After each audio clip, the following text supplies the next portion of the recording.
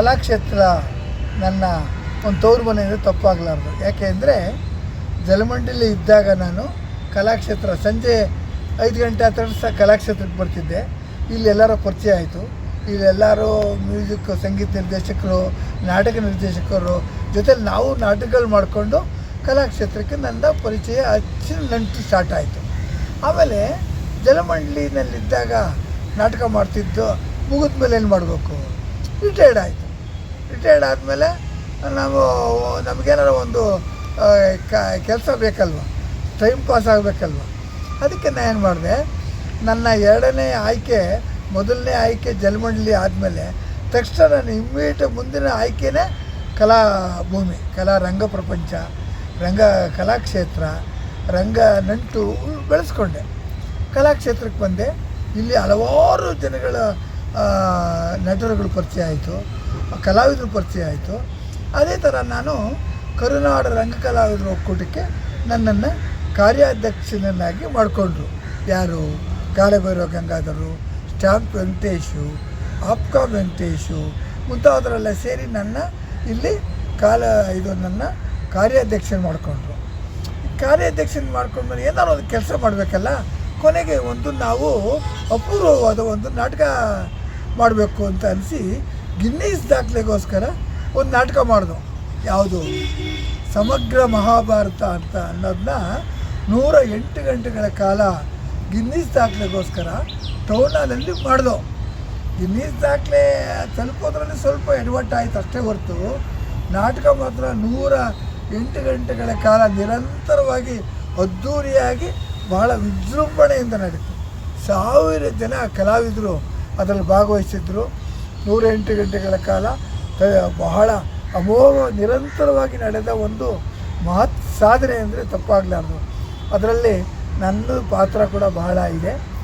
ಆಮೇಲೆ ಅದು ತಕ್ಷಣ ಅದಾದಮೇಲೆ ಕರುನಾಡ ರಂಗಕಲಾವಿದರ ಒಕ್ಕೂಟದಲ್ಲಿ ಪಾಪ ವಿಧಿವಶಾತ್ ಸ್ಟ್ಯಾಂಪ್ ವೆಂಕಟೇಶು, ಗಾಳಿಭೈರವ ಗಂಗಾಧರು ಎಲ್ಲರೂ ತೀರ್ಕೊಂಡ್ರು. ಅವ್ರ ಸ್ಥಾನಕ್ಕೆ ಆಮೇಲೆ ನನಗೆ ಕರುನಾಡ ರಂಗಕಲಾವಿದರ ಒಕ್ಕೂಟಕ್ಕೆ ನನ್ನನ್ನು ಅಧ್ಯಕ್ಷನ ಮಾಡಿಕೊಂಡ್ರು. ಹಾಗಾಗಿ ಇದೆಲ್ಲ ಕಲಾವಿದರನ್ನು ಸೇರಿಸ್ಕೊಂಡು ನಾವು ಪೌರಾಣಿಕ ರಂಗಭೂಮಿಯ ಕಲಾವಿದರ ಕಷ್ಟ ಸುಖಗಳನ್ನ ಕೇಳೋದ್ರಲ್ಲಿ, ಇಲಾಖೆಯಲ್ಲಿ ಅವರ ಒಂದು ಅನಿಸಿಕೆಗಳನ್ನ, ಅವರ ದುಃಖ ದುಮ್ಮಾನಗಳನ್ನ ಹೇಳ್ಕೊಡೋದ್ರಲ್ಲಿ ಮುಖ್ಯ ಪಾತ್ರ ವಹಿಸಿದೆ. ಅದೇ ರೀತಿ ಕಲಾವಿದರಿಗೆ ಬರಬೇಕಾದಂಥ ಬೇಡಿಕೆಗಳು ಅವರಿಗೆ ಸ್ಪಂದಿಸೋ ಥರ ಮಾಡಿ ನಾವು ಇಲಾಖೆಯಲ್ಲಿ ನಾವು ಒಂದು ಒಳ್ಳೊಳ್ಳೆ ಕೆಲಸ ಮಾಡಿದ್ದೀವಿ. ಕಲಾವಿದರಿಗೆ ಸಮಸ್ಯೆಗಳನ್ನ ಬಗೆಹರಿಸಿ ಭಾಳಷ್ಟು ಕೆಲಸ ಮಾಡಿದ್ದೀವಿ. ಹೀಗಾಗಿ ನಾನು ಕರುನಾಡ ರಂಗಕಲಾವಿದರ ಒಕ್ಕೂಟದ ಅಧ್ಯಕ್ಷನಾಗಿ, ಒಬ್ಬ ಕಲಾವಿದನಾಗಿ ನನ್ನ ಕಾರ್ಯನ ನಾನು ನಿರ್ವಂಚನೆಯಿಂದ ಯಾವುದೇ ವಿಧವಾದ ಪ್ರತಿಫಲ ಅಪೇಕ್ಷೆ ಇಲ್ದಲೇ ನಾನು ಮಾಡ್ಕೊಂಡು ಬಂದು ಅದನ್ನು ನಿರಂತರವಾಗಿ ಮಾಡಿದೆ ಅಂದರೆ ನಿಜವಾದ ನನಗೆ ಹೆಮ್ಮೆ ಅನಿಸುತ್ತೆ.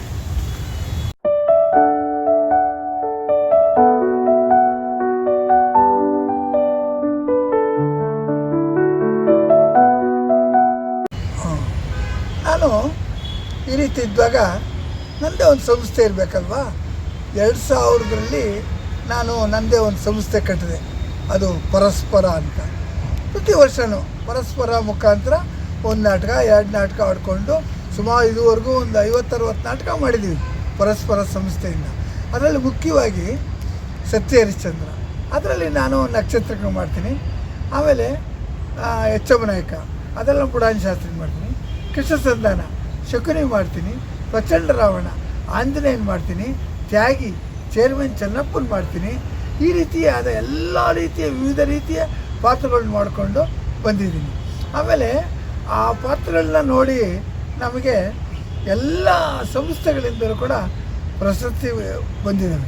ಅದರಲ್ಲಿ ಮುಖ್ಯವಾಗಿ ನಾಡಪ್ರಭು ಕೆಂಪೇಗೌಡ ಪ್ರಶಸ್ತಿ 2020ರಲ್ಲಿ, ಆಮೇಲೆ 2022ರಲ್ಲಿ ಕರ್ನಾಟಕ ನಾಟಕ ಅಕಾಡೆಮಿ ಪ್ರಶಸ್ತಿ ಬಂತು. ಆಮೇಲೆ 2015ರಲ್ಲಿ ಅಂಬೇಡ್ಕರ್ ಪ್ರಶಸ್ತಿ, ವಾಲ್ಮೀಕಿ ಪ್ರಶಸ್ತಿ, ಹಲವಾರು ಪ್ರಶಸ್ತಿ. ನಮ್ಮೂರ ಕಲಾವಿದ ಅಂತ ಒಂದು ನಾಗಸಂದ್ರದವ್ರು ಕೊಟ್ಟರು.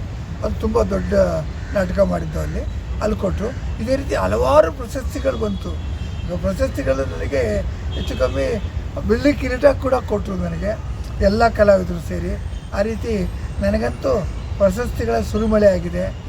ಎಲ್ಲ ರೀತಿಯ ಮೆಚ್ಚುಗೆ ಗಳಿಸ್ಕೊಂಡಿದ್ದೀನಿ. ಹಾಗಾಗಿ ನನ್ನನ್ನು ನಾನು ಹೊಗಳ್ಕೋಬಾರ್ದು, ಇರೋ ವಿಷಯ ಹೇಳಬೇಕಷ್ಟೇ. ಅದಕ್ಕೋಸ್ಕರ ತಮ್ಮ ಹತ್ರ ಹೇಳಿದ್ದೀನಿ.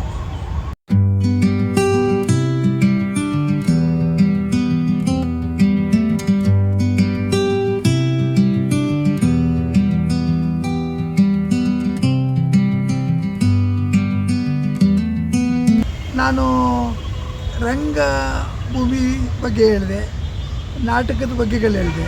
ಆದರೆ ಈ ನಾಟಕನ ಬೇರೆಯವ್ರಿಗೂ ನಾವು ಪರಿಚಯ ಮಾಡಬೇಕಲ್ವಾ. ಈಗ ನಾನೇನು ಮಾಡಿದೆ, ನಾನು ಈಗ ರೋಟ್ರಿ ಕ್ಲಬ್ ಸದಸ್ಯ. ಆಮೇಲೆ ಈಗ ಈ ವರ್ಷ 2024-25ಕ್ಕೆ ರೋಟ್ರಿ ಬೆಂಗಳೂರು ದಕ್ಷಿಣದ ಅಧ್ಯಕ್ಷ ಕೂಡ ಆಗಿದ್ದೆ. ನಾನು ರೋಟ್ರಿ ಕ್ಲಬ್ಗೆ ಸೇರಿ ಒಂದು 15 ವರ್ಷ ಆಗಿತ್ತು. ಆಮೇಲೆ ಅಲ್ಲೇನು ಮಾಡ್ತಿದ್ದೆ ಗೊತ್ತಾ, ನಾನು ಅದನ್ನು ಹೇಳಬೇಕು. ರೋಟ್ರಿ ಕ್ಲಬ್ ಸದಸ್ಯರು ಅಂದಮೇಲೆ ಸಾಮಾನ್ಯವಾಗಿ ಎಲ್ಲರೂ ಬಹಳಷ್ಟು ಒತ್ತಡದ ನಡುವೆ ಬ್ಯುಸಿ ಇರ್ತಾರೆ. ಅವು ಯಾರೂ ಟೈಮೇ ಇರಲ್ಲ ಅವ್ರಿಗೆ. ಅಂಥವ್ರನ್ನೇನು ಮಾಡಿದೆ, ರೋಟ್ರಿ ಬೆಂಗಳೂರು ದಕ್ಷಿಣದಲ್ಲಿ ಒಂದೊಂದು ವರ್ಷ ಒಂದು ನಾಟಕ ಮಾಡಿಸೋದು. ಪ್ರಚಂಡ ರಾವಣ ಮಾಡಿಸಿದೆ, ಅದೇ ರೀತಿ ವಿಷಜ್ವಾಲೆ ಮಾಡಿಸಿದೆ. ಆವಾಗವಾಗ ಒಂದೊಂದು ಸಣ್ಣ ಕೃಷ್ಣ ಸಂಧಾನ ಕಾಮಿಡಿ ನಾಟಕ ಮಾಡಿಸಿದೆ. ಈ ರೀತಿ ವರ್ಷಕ್ಕೊಂದೊಂದು ನಾಟಕ ಮಾಡಿ ರೋಟ್ರಿ ಸಂಸ್ಥೆ ಸದಸ್ಯರಿಗೂ ಕೂಡ ಅಭಿರುಚಿ, ಕಲೆ ಬಗ್ಗೆ ಅಭಿರುಚಿ ಬರೋ ಥರ ಮಾಡಿದೆ. ಆಮೇಲೆ ನಿಮಗೊಂದು ತಿಳಿದಿರಲಿ, ಮೊನ್ನೆ ನಾನು ರೋಟ್ರಿ ಕ್ಲಬ್ ಅಧ್ಯಕ್ಷ ಆದ್ನಲ್ಲ, ಹಾಗಾಗಿ ಇಡೀ ನಮ್ಮ ಜಿಲ್ಲೆಯಲ್ಲಿ 90 ಜನ ಅಧ್ಯಕ್ಷರಿದ್ದಾರೆ. ಅದರಲ್ಲಿ 30 ಜನ ಅಧ್ಯಕ್ಷರು ಸೇರಿಸ್ಕೊಂಡು ರೋಟ್ರಿ ಸಂಸ್ಥೆ ವತಿಯಿಂದ ಕೃಷ್ಣ ಸಂಧಾನ ಎಂಬ ಕಾಮಿಡಿ ನಾಟಕನ 30 ಜನ ಅಧ್ಯಕ್ಷರು ಸೇರಿ ಕಲಾಕ್ಷೇತ್ರದಲ್ಲಿ ಕಿಕ್ಕಿರಿದು ತುಂಬಿರತಕ್ಕಂಥ ಜನಸಂಖ್ಯೆ ತುಂಬೋಗಿದ್ದರು. ಕಲಾಕ್ಷೇತ್ರ ಹೌಸ್ಫುಲ್ಲು, ಮೇಲೆ ಕೆಳಗೆ 2 ತುಂಬಿದ್ರು. ಈಗ ಮೊನ್ನೆ ಹೋದ ತಿಂಗಳು 7ನೇ ತಾರೀಕು ಮಾಡಿದೆ. ಆ ನಾಟಕ ತುಂಬ ಅದ್ಭುತವಾಗಿತ್ತು, ಎಲ್ಲರೂ ಜನ ಸೇರಿದ್ರು. ಹಾಗಾಗಿ ನನಗೆ ಖುಷಿ, ಮನಸ್ಸಿಗೆ ತುಂಬ ಖುಷಿ ಪಡುವಂಥ ನಾಟಕ ಅದು. ಹಾಗಾಗಿ VN ಅಶ್ವಥ್ ಅವರು ಕೂಡ ಆ ನಾಟಕ ಬರೆದಿದ್ರು.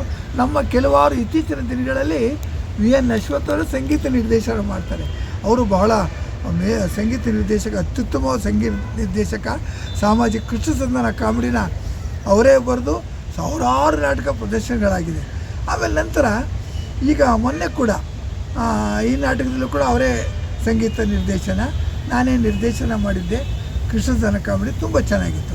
ಆಮೇಲೆ ಈಗ 2 ದಿನಗಳ ಹಿಂದೆ, ಇವತ್ತು ಎಷ್ಟು ತಾರೀಕು, ಮೊನ್ನೆ 30ನೇ ತಾರೀಕು ಜೂನ್ ತಿಂಗಳು, ಅದು ನನ್ನ ಹುಟ್ಟುಹಬ್ಬದ ಪ್ರಯುಕ್ತ ಇಲ್ಲಿ ಸತ್ಯ ಹರಿಶ್ಚಂದ್ರ ನಾಟಕ ಮಾಡಿದ್ದು, ಇಲ್ಲಿ ರವೀಂದ್ರ ಕಲಾಕ್ಷೇತ್ರದಲ್ಲಿ 30ನೇ ತಾರೀಕು ಜೂನು.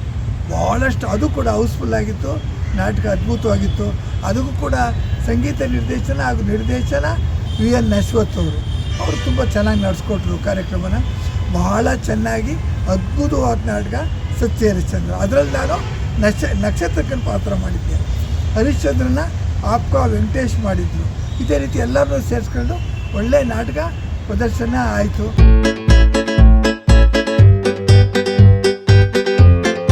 ಕೊನೆಯಲ್ಲಿ ನನಗೊಂದು ಕೊರಗಿದೆ. ಏನಪ್ಪ ಅಂದರೆ, ಬರ್ತಾ ಬರ್ತಾ ರಂಗಭೂಮಿಯ ಕಲಾವಿದರು ಭಾಳಷ್ಟು ಕಮ್ಮಿ ಆಗಿಬಿಟ್ಟಿದ್ದಾರೆ. ನಾಟಕಗಳು ನೋಡೋ ಪ್ರೇಕ್ಷಕರೇ ಇಲ್ದಂಗೆ ಆಗಿದೆ. ಈಗ ಉದಾಹರಣೆಗೆ ನಾವು ಲಕ್ಷಾಂತರ ರೂಪಾಯಿ ಖರ್ಚು ಮಾಡಿ ಒಂದು ನಾಟಕ ಮಾಡ್ತೀವಿ, ಅಲ್ಲಿ 50 ಜನ 100 ಜನ ಇರ್ತಾರೆ. ಅದು ಯಾಕೋ ಅಂತ ಗೊತ್ತಾಗ್ತಾಯಿಲ್ಲ. ಮೊದಲು ಯಾವಾಗಲೂ ಕಲಾಕ್ಷೇತ್ರ ಆಗ್ಬೋದು, ಎಲ್ಲೇ ಆಗ್ಬೋದು, ಸಾವಿರಾರು ಜನ ಸೇರೋರು, ಹೌಸ್ಫುಲ್ ಆಗಿರೋದು, ಚೆನ್ನಾಗಿರೋದು. ಇತ್ತೀಚೆಗೆ ನಾನು ನನ್ನ ಪರಸ್ಪರ ಸಂಸ್ಥೆಯಿಂದ ಮಾಡಿದ ನಾಟಕಗಳು ನಾನು ಜನ ಸೇರಿಸ್ತೀನಿ, ಆ ವಿಷಯ ಬೇರೆ. ಆದರೆ ಬೇರೆಯವರು ಮಾಡಿದಾಗ ಜನ ಇರಲ್ಲ, ಭಾಳ ನೋವು ಆಗ್ತದೆ. ಯಾಕೆಂದರೆ ಇನ್ನು ಮುಂದಿನ ಪೀಳಿಗೆಗೆ ನಾಟಕದ ರಂಗಭೂಮಿ ಬಗ್ಗೆ ಮರ್ತೇ ಬಿಡ್ತಾರೆ ಜನ. ಈಗಿನ ಯುವ ಪೀಳಿಗೆಗಂತೂ ನಾಟಕ ಅಂದರೆ ಗೊತ್ತಿಲ್ಲ, ನಗ್ತಾರೆ. TV ಪಿಕ್ಚರು ಇದು ಬಂದ್ಬಿಟ್ಟ ಮೇಲೆ ನಾಟಕ ಯಾರಿಗೂ ಇಷ್ಟ. ಈಗ ಪ್ರತಿಯೊಬ್ಬರು ಕೂಡ ಅವ್ರವ್ರ ಮನೇಲಿ ಒಬ್ಬೊಬ್ಬರನ್ನ ಕಲಾವಿದರಾಗಿ ಬಣ್ಣ ಹಚ್ಚೋದಕ್ಕೆ ಪ್ರಾರಂಭ ಮಾಡಿ, ನಾಟಕ ಏನು ತೋರಿಸ್ಕೊಡಿ. ಯಾವಾಗ ನಿಮ್ಮ ಮಕ್ಕಳನ್ನ ಅವರೆಲ್ಲ ಆವಾಗ ನಾಟಕಕ್ಕೆ ಕರ್ಕೊಬನ್ನಿ. ಕಲಾಕ್ಷೇತ್ರ ಆಗ್ಬೋದು, ಟೌನ್ ಹಾಲ್ ಆಗ್ಬೋದು, ಅಥವಾ ADA ರಂಗಮಂದಿರ ಆಗ್ಬೋದು, ರಂಗಶಂಕರ ಆಗ್ಬೋದು, ಯಾವುದೇ ಒಂದು ಕಲಾಕ್ಷೇತ್ರಗಳಲ್ಲಿ ತಮ್ಮ ಮಕ್ಕಳನ್ನ ತಾವುಗಳು ಬಂದು ನಾಟಕ ನೋಡಿ. ಆಗ ರಂಗಭೂಮಿ ಇಳಿಯುತ್ತೆ, ರಂಗಭೂಮಿ ಬೆಳೆಯುತ್ತೆ. ಇದೇ ನನ್ನ ಕೊನೆಯ ಆಸೆ. ಇದುವರೆಗೂ ನನ್ನನ್ನು ಪರಿಚಯ ಮಾಡಿದಂಥ ಗಜಾನನ ಟೀಮ್ಗೂ ಹಾಗೂ ತಮ್ಮೆಲ್ಲರಿಗೂ ಹೊಂದಿಸ್ತಾ ನನ್ನ ಮಾತುಗಳು ಮುಗಿಸ್ತೀನಿ. ಜೈ ಹಿಂದ್, ಜೈ ಕರ್ನಾಟಕ, ಜೈ ರಂಗಭೂಮಿ.